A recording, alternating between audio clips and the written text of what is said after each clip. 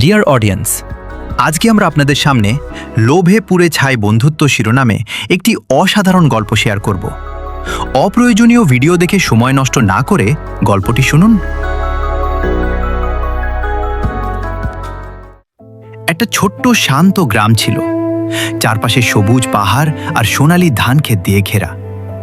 সেই গ্রামেই বাস করত দুই অবিচ্ছেদ্য বন্ধু, রিপন আর আরিয়ান।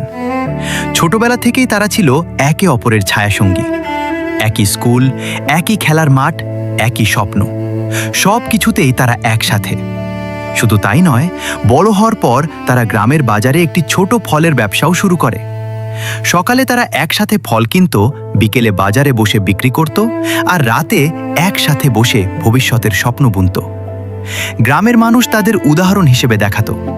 সবাই বলতো, বন্ধুত্ব বলতে যদি কিছু থাকে তবে সেটা রিপন আর আরিয়ানের মতো। তারা যেন ছিল এক আত্মা, দুই দেহ। কিন্তু সময়ের সাথে সাথে অদৃশ্য এক পরিবর্তন ধীরে ধীরে তাদের হৃদয়ে জায়গা নিতে শুরু করলো।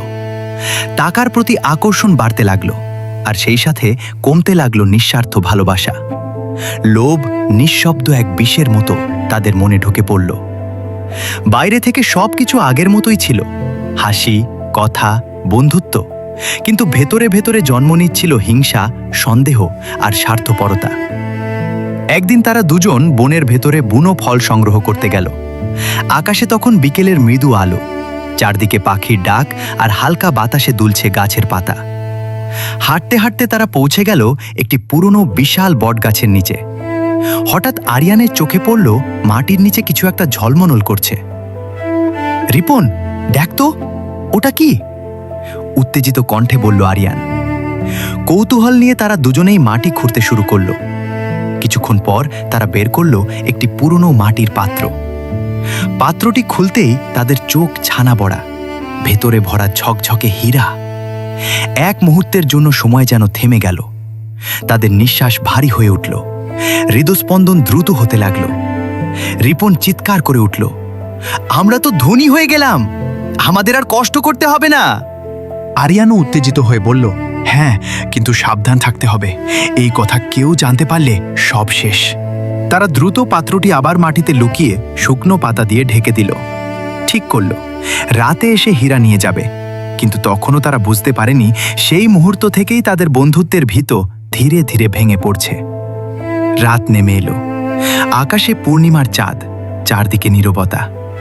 তারা আবার সেই বটগাছের নিচে ফিরে এলো।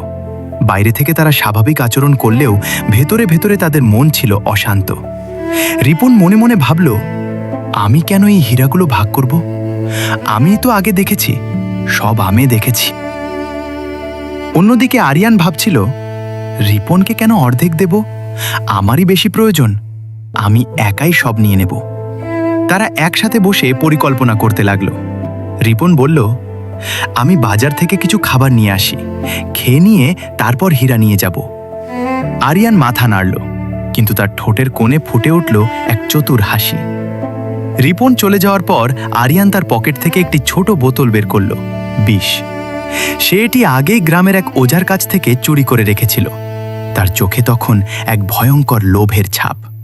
সে মনে মনে বলল, খাবারে এই বিষ মিশিয়ে দেব, রিপন মারা গেলে সব হীরা আমার হয়ে যাবে। অন্যদিকে বাজারে গিয়ে রিপনের মনেও একই অন্ধকার চিন্তা ঘুরপাক খাচ্ছিল। আমি কেন আরিয়ানকে বাঁচিয়ে রাখব? ওকে সরিয়ে দিলে সবই আমার হবে। এই চিন্তা থেকেই সে একটি ধারালো ছুরি কিনে নিল এবং কাপড়ের ভেতর লুকিয়ে রাখল। কিছুক্ষণ পর রিপন ফিরে এলো। আরিয়ান তাকে হাসি মুখে স্বাগত জানালো, যেন কিছুই হয়নি।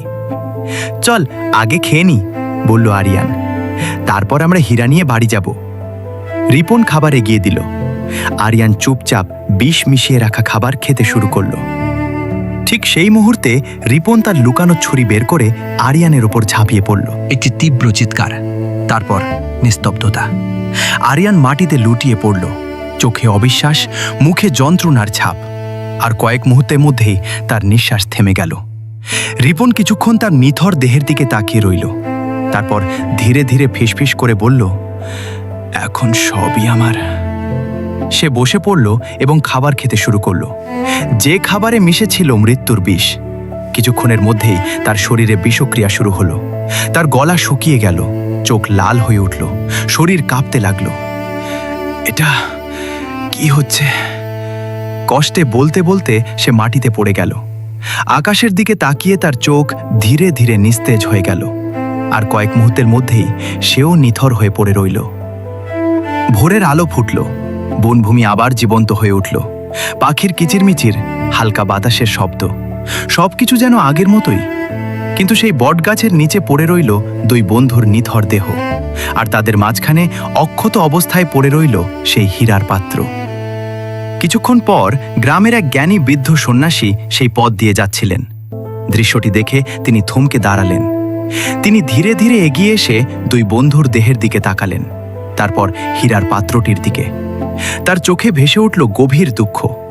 তিনি দীর্ঘশ্বাস ফেলে বললেন, লোভ আগুনের মতো, যতই তাকে বাড়াও ততই সে তোমাকেই পুড়িয়ে দেয়।